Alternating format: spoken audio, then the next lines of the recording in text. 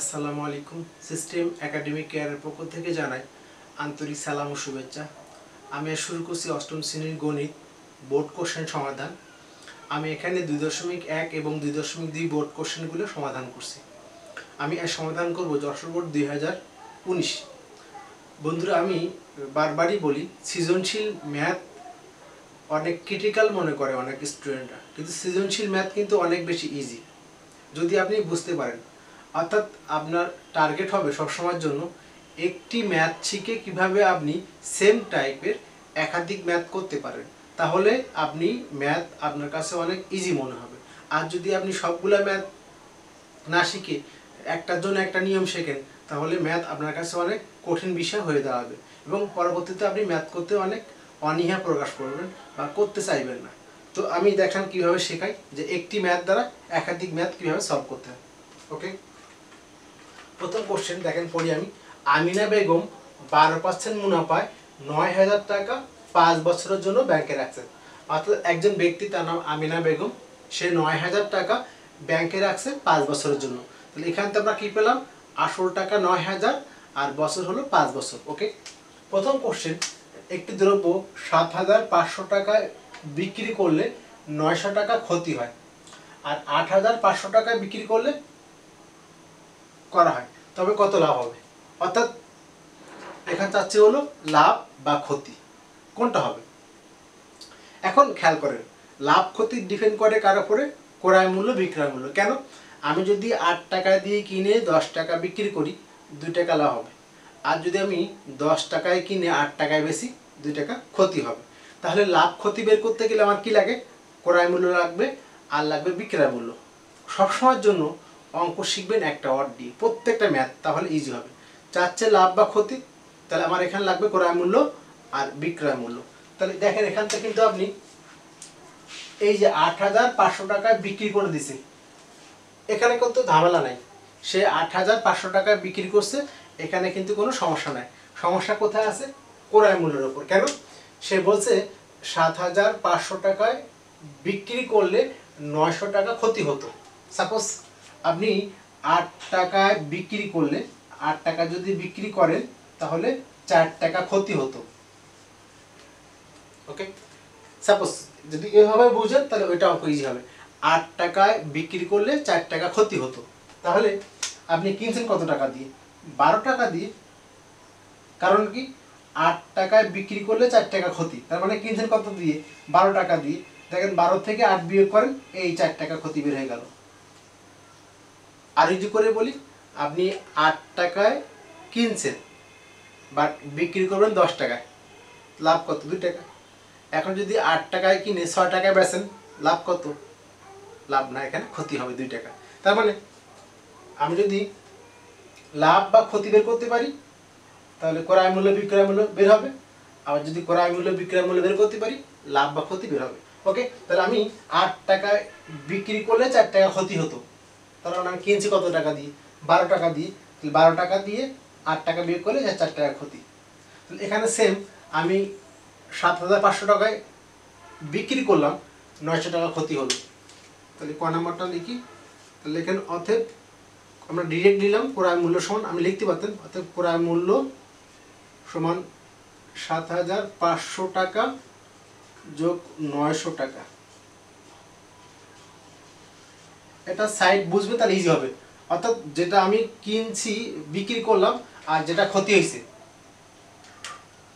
আমি কিন্তু 7,500 টাকায় বিক্রি করছি, ক্ষতি হয়েছে 900 টাকা। তাই ক্ষতি টাকা যোগ করলে আমার কি হলো? ক্রয় মূল্য বের হয়ে গেলো। সাপোজ আমি 8 টাকা কিনে 4 টাকায় ক্ষতি, তাহলে ক্ষতির টাকা যোগ করলে কি হলো? আমার 12 টাকা ক্রয় মূল্য ছিল, 12 থেকে 4 টাকা বিয়োগ করলে 8 টাকা বের হলো। ক্রয় যে বিক্রয়ের সাথে ক্ষতি যোগ করলে কি? ক্রয় মূল্য। তাহলে এখানে হলো 8,400 টাকা, এটা আমাদের কি হলো? ক্রয় মূল্য। ওকে, এখন আমাদের বিক্রয় মূল্য কিন্তু এখানে কোনো ঝামেলা নাই, বিক্রয় মূল্য একদম ফ্রেশ 8,500 টাকা। এর সাথে কোনো ফ্রেশ কেন বললাম? এর সাথে কোনো সম্পর্ক নাই, এই জন্য বললাম ফ্রেশ। বাট এখানে কিন্তু সম্পর্ক ছিল যে আমি যদি 7,500 টাকা বিক্রি করি, 900 টাকা ক্ষতি হবে। তার মানে কিনছি কত দিয়ে? 8,400 টাকা দিয়ে। আর এখন আমি বিক্রি করব 8,500 টাকায়। বিক্রয় মূল্য, এখানে বিক্রয় মূল্য সমান 8,500 টাকা। তাহলে এখানে যেহেতু বিক্রয় মূল্য বেশি, তাহলে কি মানে লাভ বা ক্ষতি হবে, কোনটি হবে? তাহলে একটু উল্লেখ করতে পারেন, যেহেতু কি বিক্রয় মূল্য বেশি, যেহেতু নাম্বার 2 এর জন্য বেশি লেখার দরকার নেই, বাট আমি ক্লিয়ার দেখালাম। যেহেতু বিক্রয় মূল্য বেশি, তাহলে কি হবে? বিক্রয় মূল্য বেশি, তাহলে কি হবে? লাভ হবে। তাহলে লাভ হবে, অতএব লাভ হবে কত টাকা? 8,500 মাইনাস 8,400 টাকা। এখানে স্টেট লিখি সমান 100 টাকা। তাহলে আমাদের আবারও বললাম, লাভ ক্ষতি বের করতে গেলে এবার অঙ্কটা থিম কথা বুঝেন। লাভ বা ক্ষতি চাচ্ছেন এখানে। লাভ ক্ষতি বের করতে গেলে কি লাগে? ক্রয় মূল্য লাগবে আর বিক্রয় মূল্য লাগবে। বিক্রয় মূল্য দুটোই কিন্তু আছে, বাট এটা একদম ফ্রেশ। 8,500 টাকা, কোনো ঝামেলা নাই, ওর সাথে কোনো সম্পর্ক নাই। বাট 7,500 টাকা যদি বিক্রি করতাম, 900 টাকা ক্ষতি হতো। তা কিনছি কত দিয়ে? 8,400 টাকা ক্রয় মূল্য পেয়ে গেলাম, আর এই একটা বিক্রয় মূল্য পেয়ে গেলাম। বিয়োগ করলে লাভ বা ক্ষতি বের হয়ে গেল। আশা করি ক নাম্বারটি বুঝতে পারছি। আমরা এখন করব খ নাম্বার ম্যাথটি। অঙ্কটি পড়ি। আমিনা বেগম 5 বছরে কত টাকা চক্রবৃদ্ধি মুনাফা হবে? এখন বলেন, চক্রবৃদ্ধি সূত্র সি সমান P into 1 plus R whole to the power n। আমরা এখানে লিখি মানগুলো কি কি আছে খ নাম্বার দিয়ে। ওকে, তাহলে এখানে আমিনা বেগম 5 বছরের জন্য, তাহলে আপনি এখান থেকে কি পেলেন? সময় লেখেন, সময় n সমান 5 বছর একটা পেলেন। সময় n সমান 5 বছর। কত টাকা চক্রবৃদ্ধি মুনাফা পাবে? চাচ্ছি কিন্তু চক্রবৃদ্ধি মুনাফা, চাচ্ছি কিন্তু চক্রবৃদ্ধি মুনাফাটা। ওকে, তার মানে এখানে বাকিটা এখান থেকে আমিনা বেগম বলা আছে, এখানে আমিনা বেগম 12 পাচ্ছে, তাহলে মুনাফার হার আর সমান 12% সমান 12 নিচে 100। এখানে একটু আমরা অপ্রাকৃতিক কাজ আছে এখানে। দেন এখানে আর কি আছে? 9,000 টাকা। দেখেন আসল পি সমান 9,000 টাকা। ওকে, আর কি আছে দেখেন তো? 5 বছরের জন্য। এখানে বছর চেঞ্জ করে নাই, এখানে চেঞ্জ করলে কিন্তু এটা লাগতো।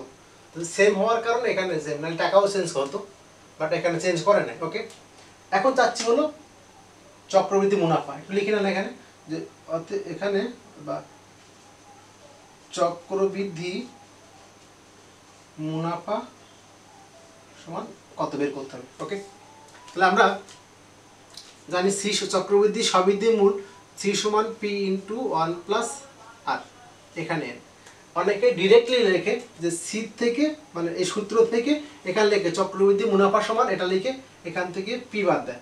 এই অঙ্কটা সহজ করার জন্য আমি বলি সি সমান পি প্লাস আই, এটা মনে রাখবেন। যদি সি সমান পি প্লাস আই মনে রাখেন, তাহলে অঙ্কটা আপনার জন্য অনেক ইজি হবে। কেন? এই সি হলো সবৃদ্ধি মূল, পি হলো কি চক্রবৃদ্ধির আসল, চক্রবৃদ্ধি আসল, জাস্ট চক্রবৃদ্ধি কথাটা যোগ হবে, আর চক্রবৃদ্ধি মুনাফা, এটা জানলে অনেক ইজি হবে।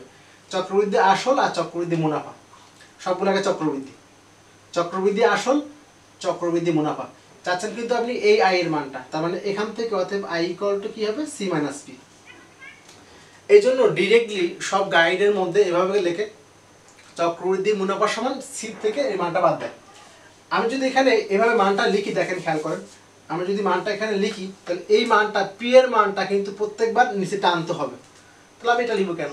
আমি পি এর মান প্রত্যেকবার না টেনে যদি আমি সির মানটা আলাদা করে লাস্টে বিয়োগ করে দিই, তাহলে আমার লাইনটা কম লিখতে হবে, টাইম সেভ হবে। সো আমি সেটাই করে দিব, আগে সি বের করে নিয়ে পি বাদ দিব। ওকে, তাহলে এখানে মান বসান। আসল কত টাকা বলা আছে? 9,000 টাকা।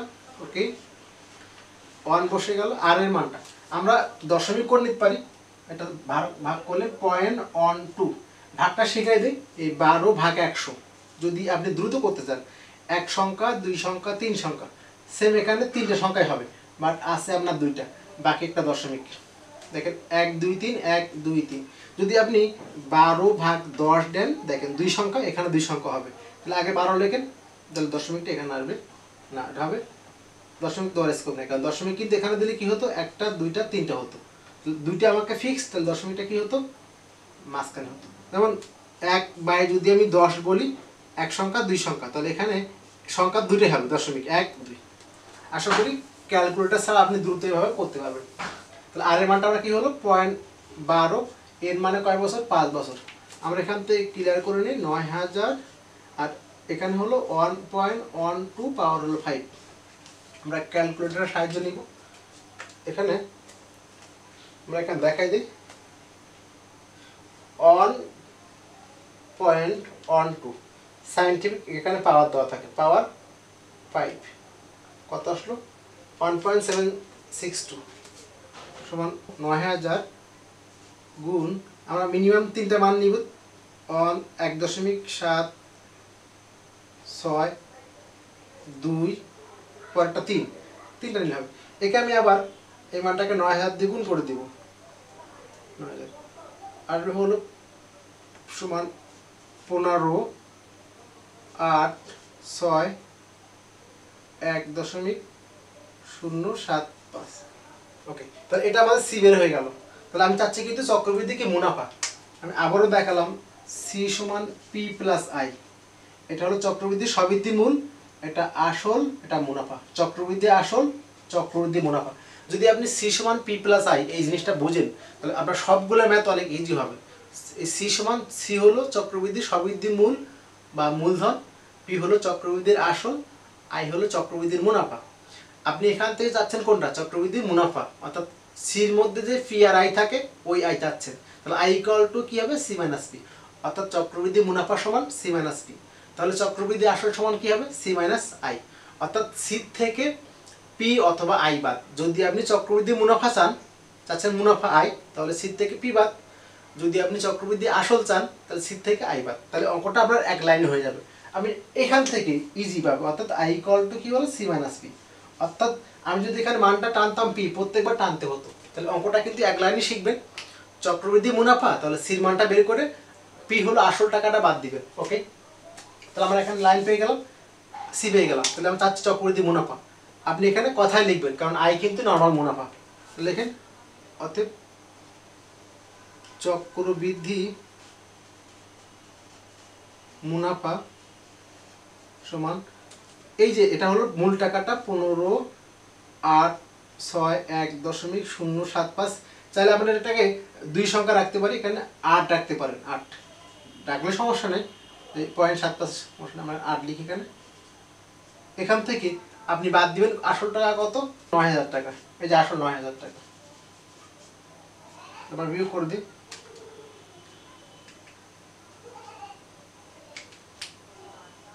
15 8 6.08 মাইনাস 9000। এখানে বিয়োগ করলে আসবে 61.08। আশা করি খ নাম্বারটা বুঝতে পারছেন। আমি আরো একবার বললাম, চাচ্ছি হলো চক্রবৃদ্ধি মুনাফা। আপনি অঙ্কটাকে একটা অড দিয়ে শেখেন। তাহলে সি সমান পি প্লাস আই, এই পি হলো চক্রবৃদ্ধি আসল, আই হলো চক্রবৃদ্ধি মুনাফা। চাচ্ছেন কিন্তু আপনি চক্রবৃদ্ধি মুনাফা, অর্থাৎ সির মধ্যে যে ফি আর আই থাকে সেখান থেকে আই চাচ্ছেন। তাহলে I equal to C minus P, C minus P চক্রবৃদ্ধি মাইনাস আসলটা। আর যদি চক্রবৃদ্ধি মুনাফা চান, সি থেকে আই বাদ, অর্থাৎ আই চাইলে পি বাদ, পি চাইলে আই বাদ। তাহলে আমি একবারে এক লাইনে বলে দিই, চক্রবৃদ্ধি মুনাফা আই চাচ্ছেন, সি থেকে পি বাদ। চক্রবৃদ্ধি আসল পি চাচ্ছেন, সি থেকে আই বাদ। অর্থাৎ চক্রবৃদ্ধি মুনাফা বা চক্রবৃদ্ধি আসল যেটা চাই না কেন, সি থেকে যেটা চাবো সেটা ছাড়া বাকি যেটা আছে, চাচ্ছি মুনাফা আসল বাদ, চাচ্ছি আসল মুনাফা বাদ। এই হলো আপনার এক লাইনের অঙ্কটা। আশা করি বুঝতে পারছেন। শুরু করলাম গ নাম্বার ম্যাথটি। একই হার মুনাফায় সরল মুনাফায়, একই হার সরল মুনাফায়, সরল মুনাফায় কত বছরে উক্ত আসল, মুনাফা আসলের 1.5 গুণ, মুনাফা আসলের 1.5 গুণ। এখানে কিন্তু অনেক সময় থাকে মুনাফা আসলের, এখানে কিন্তু একটু কথা ঝামেলা আছে, খেয়াল রাখবেন, মুনাফা আসলের 1.5 গুণ। ওকে, আমি অঙ্কটাকে দুইটা নিয়ম করে দিব। আগে আমরা সহজ নিয়মটা করি। তাহলে এখান থেকে কি পাচ্ছি দেখেন তো, একই হার। একই হার মানে কি, আগের যে হারটা ছিল আর এর মানটা সেম থাকবে। অর্থাৎ আমি মুনাফার হার আল সমান লিখবো 12%। তাহলে 12% মানে কি লেখা যায়, 12 নিচে হলো 100, এখানে থাকলো এটা হবে। সরল মুনাফায় কত বছরে, তাহলে এন এর মানটা চাচ্ছি, এন ইকুয়াল টু হট লেখেন বা চাচ্ছি এন ইকুয়াল টু উক্ত আসল বলা আছে কিন্তু ক্লিয়ার, উক্ত আসল, তাহলে পি ইকুয়াল টু কত ছিল আসল টাকা, তার মানে কি যে ৯০০০ টাকা ছিল সেটাই হলো আসল টাকা, তাহলে পি ইকুয়াল টু কত ৯০০০ টাকা উক্ত আসল। কি বলছে, উক্ত আসল মুনাফা আসলে ১.৫ গুণ, মুনাফা আসলে ১.৫ গুণ, তার মানে কি মুনাফা আসল এর সমান কি, মুনাফা আসলে ১.৫ গুণ হবে, তাহলে এই যে টাকাটা মুনাফা আসল হবে আসলে ১.৫ গুণ হবে, তার মানে কি ৯০০০ টাকার ১.৫ গুণ 1.5 গুণ করলে হবে ১৩৫০০। আমি আবারও বললাম এই জায়গাটা খেয়াল রাখবেন, মুনাফা আসলের, সেটা কিন্তু একটা জিনিস বলছি, মুনাফা আসলে ১.৫ গুণ, খেয়াল রাখবেন মুনাফা আসলে অর্থাৎ এ কি হবে ১.৫ গুণ হয়ে যাবে। আর যদি বলতো মুনাফা আসলের, এখানে লের হলে পর কিন্তু মুনাফা অর্থাৎ মুনাফা আয় সমান কি হতো আসলের ১.৫ গুণ। সেম টাইপের কিন্তু কথার একটু কিন্তু সমস্যা আছে, আমি ভেঙে দেখালাম, মুনাফা আসলের ১.৫ গুণ, একটা রয়ের জন্য পুরো ম্যাথটা কিন্তু চেঞ্জ হয়ে গেল, খেয়াল করেন আমি মুনাফা আসলের, তার মানে কি হতো মুনাফা আয় সমান আসলের ১.৫ গুণ বা 1.5 লেখেন, আর মুনাফা আসলে ১.৫ গুণ অর্থাৎ এর সমান আসলে ১.৫ গুণ, কারণ এটা হলো মুনাফা আসলে।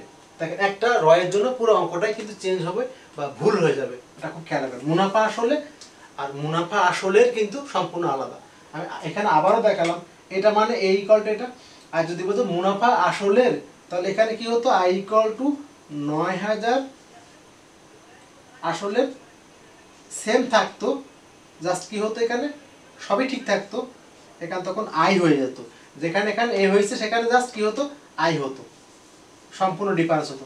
ওকে, এখন আমরা সব মান পেয়ে গেছি।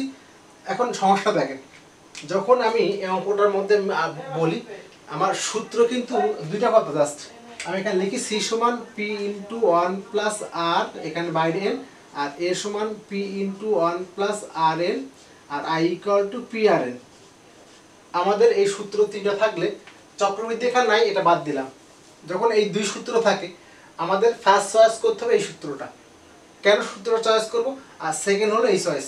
এর কারণটা হলো এখানে যদি পি চাই, এখানে সাপোজ পি বলি, অর্থাৎ পি ইকুয়াল টু হলো এ বাই 1 প্লাস আর এন।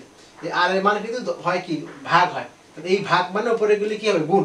এই জন্য আমরা এই সূত্রটা ইউজ করার চেষ্টা কম করব। যদি আমরা পাই মানটা তাহলে আমরা সবসময় চেষ্টা করব এই যে I equal to P R N এটা ইউজ করার জন্য। এখানে একটা বেসিক কথা আছে, কখন আপনি এটা ইউজ করতে পারবেন আর কখন ইউজ করতে পারবেন না। যদি দেখেন আপনি এখানে একটা আমি শর্টকাট শিখাই দিই, এ যদি থাকে তাহলে এই সূত্রটি ইউজ করতে হবে। আমার যদি এ না থাকে, এ না আসলে তো এটা আমাকে ইউজ করতে হবে না। A equal to P into 1 plus R N, A যদি থাকে তাহলে এটা, এ না থাকলে তো এটা ইউজ করবো, সহজ কথা। কিন্তু যদি আমার এ থাকে আবার পিও থাকে,